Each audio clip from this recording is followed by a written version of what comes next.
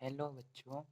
तो आज हम देखेंगे क्लास 12th का यूनिट 2, क्योंकि यूनिट 1 हट चुका है, हमारे सिलेबस से बाहर है, इसलिए हम यूनिट 2 चैप्टर का नेम है सॉल्यूशन, इसे देखते हैं, जिसे हिंदी में विलेन कहते हैं। तो पहले हम चैप्टर का इंट्रोडक्शन देखते हैं। तो विलेन की परिभाषा को आप लोग क्लास 9th में पढ़े ही होंगे, फिर भी देख लीजिए। दो या दो से अधिक पदार्थों के समांगी मिश्रण को विलेन कहते हैं। जैसे कि एक बीकर लीजिए, उसमें पानी भर दीजिए और इस पानी में आप 1 चम्मच नमक डाल दीजिए, उसको घोल लीजिए। उसके बाद इसमें जो शरबत घुल के मिलता है उसे विलेन कहते हैं।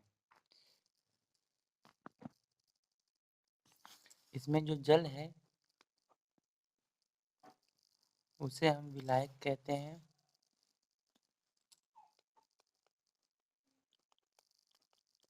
और जो नमक हमने डाला है उसे हम विलेय कहते हैं। जैसे आप देखते हैं, विलायक को इंग्लिश में सॉल्वेंट और विलेय को सॉल्यूट कहते हैं। विलेय को जब विलायक में मिलाया जाता है और घोलने के बाद जो बनता है उसे हम विलायक कहते हैं, इसे हिंदी में सॉल्यूशन कहते हैं।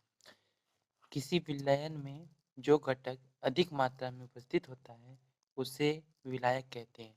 जैसे कि किसी विलयन में पानी होगा तो पानी अधिक मात्रा में होगा और नमक कम मात्रा में, तो पानी चूंकि अधिक मात्रा में होगा इसलिए पानी ही विलायक होगा, और नमक कम मात्रा में होगा इसलिए नमक को हम विलेय कहते हैं। जिसमें दो घटक होता है उस विलयन में द्विआंगी विलयन बाइनरी सॉल्यूशन कहते हैं, और 3 घटक वाले त्रिमी विलयन टेनरी सॉल्यूशन कहते हैं। अब देखते हैं विलयन के प्रकार। विलयन कितने प्रकार के होते हैं? On the basis of amount of components, अवयवों की मात्रा के आधार पर 5 तरीके के सॉल्यूशन यानी कि विलयन होते हैं। तो पहला विलयन है तनु विलयन, इसे हम इंग्लिश में डाइल्यूट सॉल्यूशन कहते हैं। इसकी परिभाषा देखते हैं। जब विलयन में विलेय की मात्रा कम होती है उसे डाइल्यूट सॉल्यूशन कहते हैं। जैसे कि अब एक बीकर में पानी लीजिए, पानी में 1 चम्मच नमक डालिए, और एक बीकर में पानी लीजिए उसमें 3 चम्मच नमक डालिए।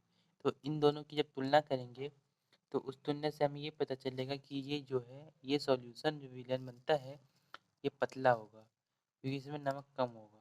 नमक की मात्रा कम है इसलिए इसे डाइल्यूट सॉल्यूशन कहते हैं। दूसरा है सांद्र विलयन, कॉन्सेंट्रेटेड सॉल्यूशन।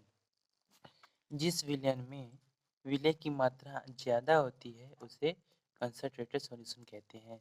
जैसे कि इन दोनों की तुलना करने पे, जैसे कि ये डाइल्यूट सॉल्यूशन था, वैसे अभी इसकी अपेक्षा ये कंसंट्रेटेड सॉल्यूशन होगा क्योंकि इसमें अधिक मात्रा में नमक डाला गया है।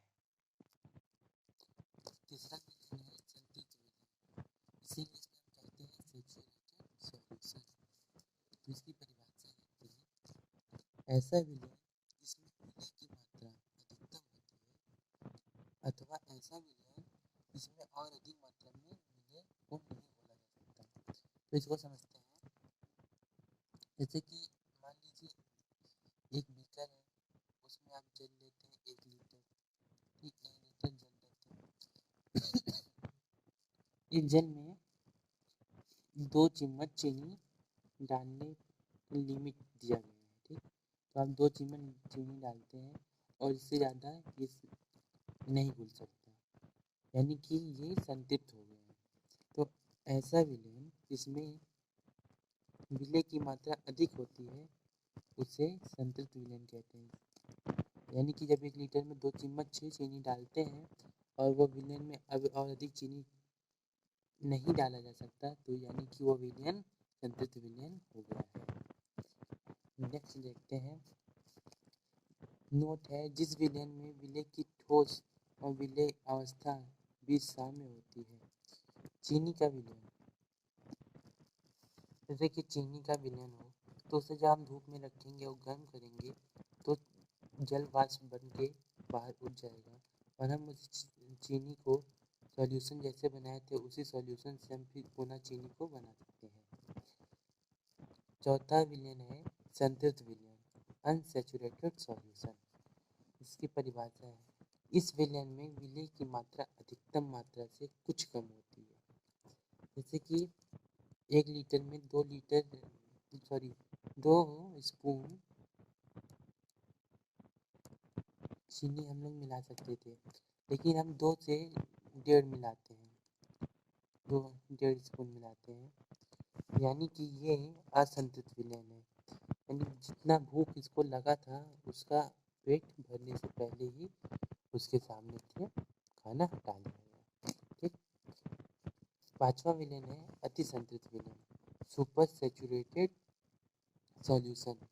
स्थिर ताप पर जब किसी विलयन में विलय की मात्रा अधिकतम से भी अधिक हो जाती है तो ऐसे विलयन को अति संतृप्त विलयन कहते हैं। जैसे 1 लीटर जल में अगर 2 स्पून चीनी मिलाने का लिमिट दिया गया है, लेकिन हम उसी जल को गर्म करते हैं और उसके अंदर के अंतराणु अवकाश को बढ़ाकर उसमें हम 3 चम्मच चीनी मिला देते हैं, 3 चम्मच चीनी मिला देते हैं और क्योंकि वो गर्म किया गया है इसलिए 3 चम्मच चीनी उसमें घुल जाएगा, तो जो विलयन बनता है उसे हम अति संतृप्त विलयन कहते हैं। इसका एग्जाम्पल आप देख रहे हैं, सोडियम थायोसल्फेट क्रिस्टल। तो सोडियम थायोसल्फेट क्रिस्टल को जब गर्म करते हैं तो sodium thiosulphate solution super saturated solution बन जाता है।